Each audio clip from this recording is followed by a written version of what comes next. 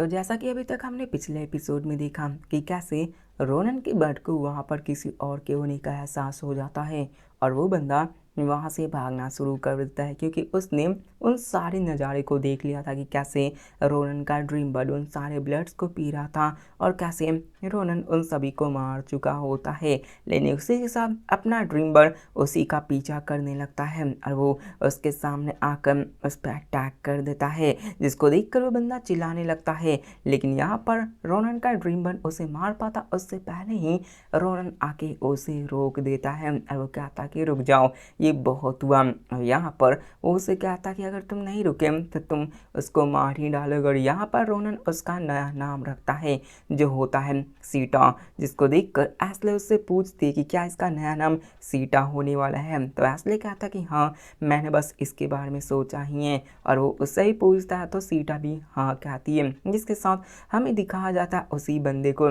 जहाँ पर वो हैरान हो जाता है कि यार ये तो इसी मॉन्स्टर का मास्टर रखता है। जिसके साथ रोनन उससे पूछता है कि क्या तुम ठीक हो वैल्यूज़। अब जैसे ही यहाँ पे रोनन उसका नाम लेता है, ये बंदा हैरान हो जाता है कि यार ये इसका नाम कैसे जानता है। और यहाँ पे वो अपने रोनन का शुक्रिया अदा भी करने लगता है। लेकिन तभी यहाँ पर वो इस बात से कंफ्यूज था कि आखिरकार रोनन उसके नाम को कैसे जानता है। लेकिन अपना रोनन अपने शॉट को ऊपर उसके गले पर रखते हुए कहता कि वैसे ये सब छोड़ता हूँ। जिसके साथ वो अपने मन में सोचते हुए कहता है कि मैंने कभी भी एक्सपेक्ट नहीं किया था कि मैं अभी ही इसको देख लूँगा। अब ये वही बंदा होता है जो कि अपने प्रीवियस लाइफ के अंदर रोनन के साथ उसके ग्रुप का एक मेंबर हुआ करता था। और ये कैरी बोलो का हंटिंग डॉग, जिसको बिग टाल्किंग के नाम से जाना जाता है, वही होता है। जिसके साथ रोनन उससे कहता कि क्या तुम हंटिंग डॉग से मिले हुए हैं। तो यहाँ पर वो बंदा कहता कि नहीं,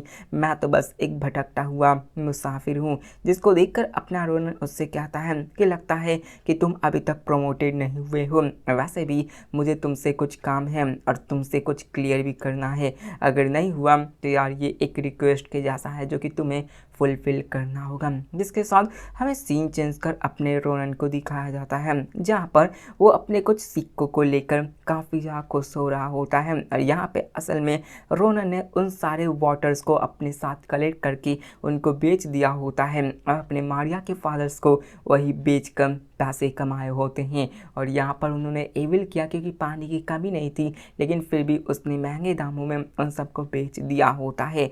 जिसके साथ वो हमें उसी बंदे को दिखाया जाता है जहाँ पे अपना रोनन उसे किसी तरह का टास्क भी दे दिया होता है, जो कि क्या होता है वो अभी हमें बताया नहीं गया होता है कि आखिरकार किस तरीके का टास्क होता है, ये हमें फ्यूचर में पता चलेगा। जिसके साथ रोनन और एस्ले के बीच में बहुत सारी बातें होने लगती हैं एक्सपेंसेस को लेकर और बाकी सब कि कैसे हम इन सबको हैंडल करेंगे। तो वहाँ पे रोनन इन सब के बारे में सोचने लगता कि आखिर क्या करना चाहिए। लेकिन हमें कुछ दिनों बाद का सीन दिखाया जाता है जहाँ पे हमें वैलेंट डाउनटाउन के एक स्टेशन का सीन दिखाया जाता है जहाँ पर एक बंदी को आना होता है, मतलब वो बंदी भी इस जगह पे आई होती है और एक बंदा उसे वेलकम करने के लिए आया होता है। लेकिन ये बंदी कोई और नहीं, अपने रोनन की ही बिग सिस होती है जो कि फाइनली यहाँ पे आ ही चुकी होती है। और यहाँ पर अपना रोनन भी उसे पिक करने के लिए आया होता है। जिसके साथ उनमें बातें होती है और रोनन अपने सिस को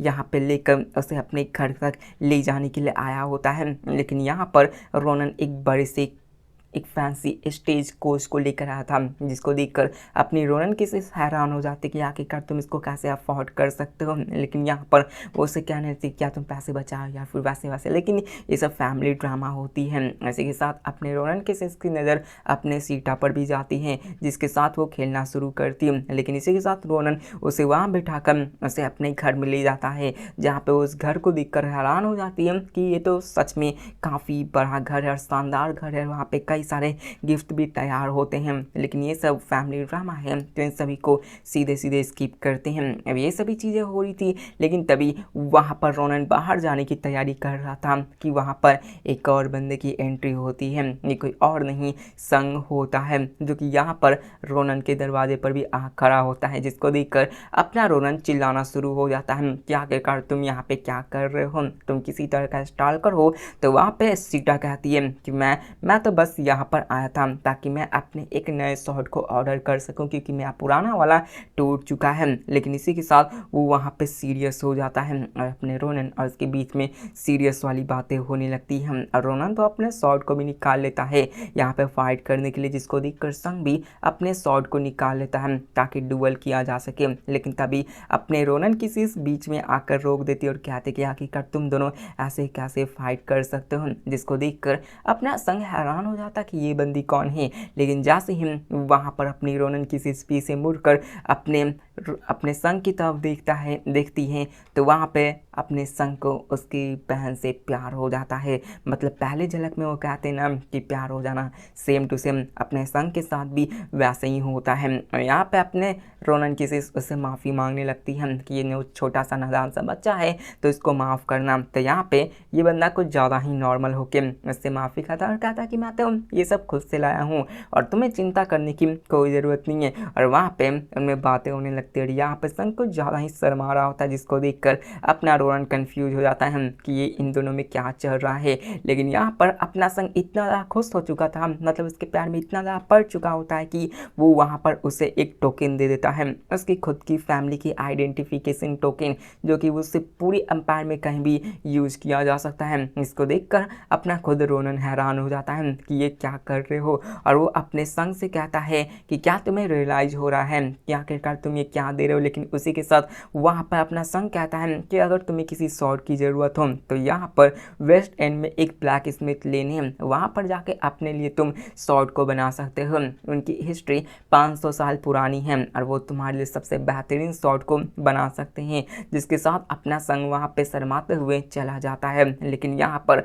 अपना रोनन हैरान हो जाता है कि यार इस बंदे को पता भी है कि इसने क्या किया है, क्योंकि इस जो टोकन को उसने दिया है उससे एक पूरे के पूरे विलेज को खरीदा जा सकता है। और वहाँ पर वो सोचता कि क्या यही वो सेम स्वॉर्ड मास्टर है जिसे मैं जाना करता था। जिसके साथ हमें अगले दिन का सीन दिखाया जाता है जहाँ पे फिलियन एकेडमी की सेरेमनी एंट्रेंस होती है, जहाँ पे सबका वेलकम किया जा रहा होता है। और फिलहाल में पूरे के पूरे सेमेस्टर में 787 स्टूडेंट्स होने वाले होते हैं। और तभी वहाँ पे प्रिंसिपल आकर कहते हैं कि मेरा नाम क्राइवर क्रैटियल है और मैं इस फिलियन एकेडमी का हेड मास्टर हूँ। और वो वहाँ पर सबका वेलकम करने लगते हैं और यहाँ पर वही स्कूल और प्रिंसिपल वाले ड्रामा होते हैं, जिससे कि सारे लोग काफ़ी ज़्यादा बोर हो जाते हैं। लेकिन उसी के साथ हमें दिखाया जाता कि उनमें से उनका पावर चेक भी किया जाता है और उनका टेस्ट भी होने वाला था, ताकि देखा जा सके कि इनमें से कौन सा बंदा कितना अच्छा है। जिसके साथ वहाँ पे उन्हें एक अलग जगह पे लिया जा रहा है और यहाँ पर असल में यंगर और ओल्डर स्टूडेंट के बीच में बैटल होने वाली थी, ताकि उनके बीच में क्या पावर से क्या गैप है इन सबको दिखाया जा सके और उन्हें कितनी मेहनत करनी है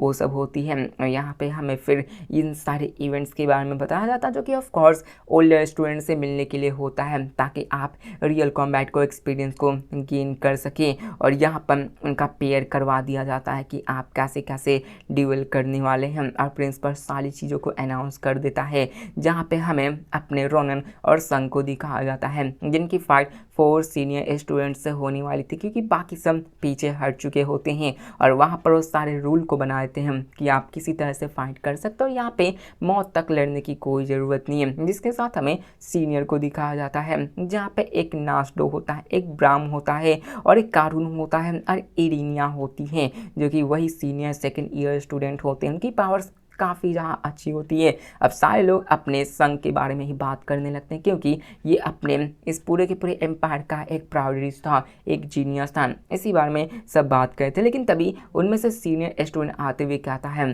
कि मैं तो यहाँ पे तुमसे फाइट करने को तैयार हूँ, क्योंकि मुझे पता है कि तुम फर्स्ट आए थे, तो मैं भी देखना चाहता हूँ कि आखिरकार यहाँ पे तुम कितने ही अच्छे हो। वहाँ पर प्रिंसिपल अनाउंस करने वाले थे, लेकिन तभी यहाँ पे रोनन बीच में कहते हुए कहता है कि प्रिंसिपल अगर मना ना करे तो मैं यहाँ पे एक चीज़ को लाना चाहता हूँ। तो प्रिंसिपल पूछते हैं क्या, तो वहाँ पर कहते हैं कि यहाँ पर क्या मैं किसी को भी चूज़ कर सकता हूँ, अगर ऐसा है तो मैं यहाँ पे सभी से एक साथ फाइट करना चाहता हूँ। जिसको सुनकर वहाँ पे चारों सीनियर गुस्सा हो जाते हैं कि एक जूनियर ऐसे कैसे रिक्वेस्ट कर सकता है कि वो एक साथ चारों सीनियर के साथ फाइट करना चाहता है। जिसके साथ सारे हेडमास्टर इसके बारे में डिस्कशंस करने लगते हैं और यहाँ पर अपनी रोनन की टीचर भी होती है जो कि इसके लिए हाँ कर देती कि हाँ उसे करने दो, मैं भी देखना चाहती हूँ कि आखिरकार उसकी कितनी बैटल एबिलिटी है और वो कितना आगे जा सकता है, जिसको देखकर वो सारे हामी भरते हैं और इस डुअल को आगे बढ़ाने के लिए कहा जाता है, जिसके साथ अपने सारे सीनियर काफ़ी ज़्यादा गुस्सा हो जाते हैं कि तुम ऐसे कैसे कर सकते हो,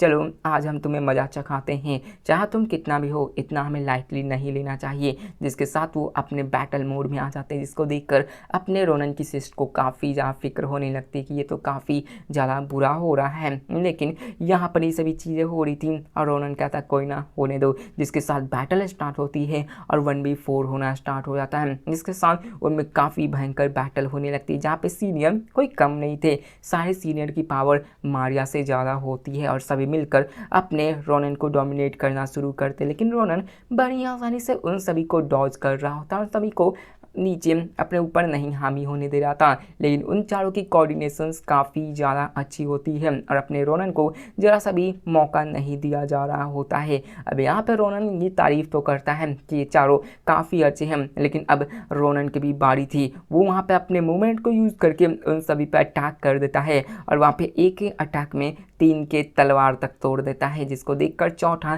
जो कि सबसे पावरफुल था वो अपने रोनन पर अटैक करता ताकि उसको भी हराया जा सके। लेकिन यहाँ पे हमें दिखाया जाता है कि वो अपने मिस नेवी रोज़ की अटैक्स को ही यूज़ करता है और वो वहाँ पे उसी बंदे के शॉट को तोड़ के वहाँ पे आगे निकल जाता है और फाइनली वो एक साथ 1v4 कर देता है और सबको हरा देता है। मतलब यहाँ पे ज़्यादा टाइम नहीं लगा, पहले रोनन इन सबका टेस्ट लेता है, फाइनली उन सबको एक ही बार में हरा देता है, जिसको देखकर सारे के सारे बंदे हैरान हो जाते हैं कि आखिरकार एक फ्रेशमैन 4 सीनियर बंदे को कैसे हरा सकता है। और यहाँ पर वो चारों बंदे काफ़ी ज़्यादा निराश होते हैं कि वो एक जूनियर से हार चुके हैं, लेकिन वो ज़्यादा नहीं सोचते क्योंकि उन्हें लगा था कि यार ये कमज़ोर सा बच्चा हो, लेकिन वो हार कर शर्मिंदा नहीं होते क्योंकि उन्हें खुशी होती है कि ऐसा बीर उनके एकेडमी में आ चुका है। और यहाँ पर ये सभी चीज़ें चल रही थी। अब यहाँ पर रोनन को लगता है कि वो इन्हें कुछ ज़्यादा डिप्रेस में कर देगा, इसलिए वो उनके पास जाकर उन्हीं से सॉरी मांगता है और कहता है कि आपसे अच्छे बैटल हुए, जिसको देखकर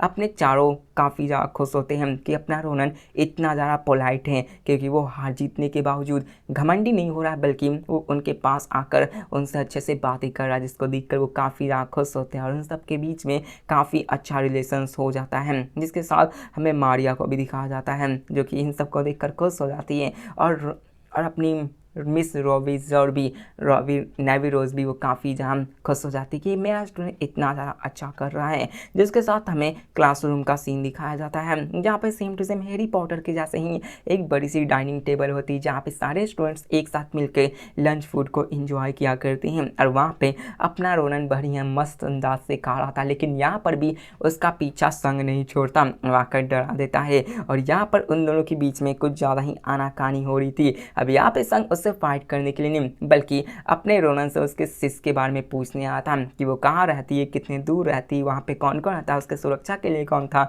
जिसको जानकर वहाँ पे अपना रोनन हैरान हो जाता कि आखिरकार तुम ये सब क्या कर रहे हो। उन दोनों के बीच में बहस हो जाती है, लेकिन ये देखकर अपना संग कहता कि क्या होगा अगर उन्हें कुछ हो गया, मुझे उनकी प्रोटेक्शन करना, और यहाँ पर उनके बीच में यही सब फाइट हो रही होती है, जिसके साथ फाइनली चली जाती है। लेकिन यहाँ पर किसी और की भी एंट्री होती है जो होती है एक्लेसिया, जो कि असल में फर्स्ट ईयर एकेडमी स्टूडेंट्स थे जो कि एक अलग से अपने संग के जैसे ही एक पावरफुल फैमिली से बिलोंग करती थी और ये भी कोई मेन कैरेक्टर नहीं, बस एक साइड कैरेक्टर ही होती है। जिसके साथ यहाँ पे वो आती है और एक्लेसिया अपने रोनन के पास जाती है क्योंकि वो उसमें इंटरेस्टेड होती है, जिसको देखकर अपना रोनन हैरान हो जाता कि इस बंदी को मुझसे क्यों इंटरेस्ट है, जिसको देखकर अपना संग वहाँ से चला जाता है कि ठीक है तुम दोनों आपस में बात करो। लेकिन वहाँ पर वो जाने से पहले ये कहता कि अगर तुम्हारे सिस को कुछ हुआ तो मैं तुम्हें छोड़ूंगा नहीं, जिसको देखकर अपने रोनन को कुछ ज़्यादा गुस्सा आता, कहता कि मैं अपनी सिस को संभाल लूँगा। लेकिन यहाँ पे ये सभी चीज़ें हो रही थी और यहाँ पे हमें एक्लेसिया के बारे में भी बताया जाता है कि ये एक मैजिक डिपार्टमेंट की स्टूडेंट है जिसकी मैजिक पावर बहुत ज़्यादा होती है, ये बहुत ही भयंकर थी, इसके सामने कोई भी बच्चे टिक ही नहीं पाते। जिसके साथ यहाँ पे एक्लेसिया अपने रोनन से कहती है कि मैं पहली बार तुम्हें देखकर इम्प्रेस हो चुकी थी और मैं ये समझती हूँ कि तुम भी मेरे भावनाओं को समझ सकती हूँ। जहाँ पे रोनन डायरेक्टली पूछता कि मुझे समझ नहीं आता तुम क्या कह रहे हो, मुझे बताओ आखिरकार तुम यहाँ पे क्यों आए हो। तो यहाँ पे अपनी एक्लिजिया आते हुए कहती कि मेरे पास कुछ स्पेशल है, एक ऐसा स्पेशल जिसके लिए सारे बंदे ड्रीम करते हैं। और वो एक लॉकेट निकालते हुए अपने रोनन के सामने रख देती, जिसको देखकर अपना रोनन पहचान जाता कि ये कुछ और नहीं, ये तो एक्लिजिया का एक इनविटेशन है जिसे बहुत ही कम लोगों को दिया जाता है। इसके बारे में बताया जाता कि ये बाकी के नोबल फैमिलीज़ के ही जैसे हैं, जिनमें बाकी के नोबल फैमिलीज़ तो अपने ब्लड लाइन को ही देखा करते हैं, उन्हें सिर्फ इनवाइट किया करते थे, लेकिन एक्लिजिया फैमिली वो टैलेंट को देखा करती थी। पूरे के पूरे शहर में, पूरे के पूरे एम्पायर में कोई भी ऐसा टैलेंटेड बंदा होता है तो उन्हें अपने ग्रुप में इनवाइट करते हैं, उन्हें अपने फैमिली में ज्वाइन करने को कहते हैं। और ये लॉकेट उसी का एक सिंबल होता है। अगर मैंने इसे एक्सेप्ट कर लिया तो ये मेरे लिए हो जाएगा कि मैं उनके फैमिली को ज्वाइन कर लिया हूँगा। अब यहाँ पे हमारी एपिसोड यहीं पे ख़त्म होती है, क्योंकि यार ज़्यादा व्यूज़ नहीं आ रहे। जैसे ही आएंगे मैं एपिसोड को भी बड़ा कर दूंगा। तब तक मिलते हैं नेक्स्ट एपिसोड में, देखते हैं क्या होता है, क्या रोनन उसको एक्सेप्ट करता है या फिर नहीं। तब तक के लिए बाय।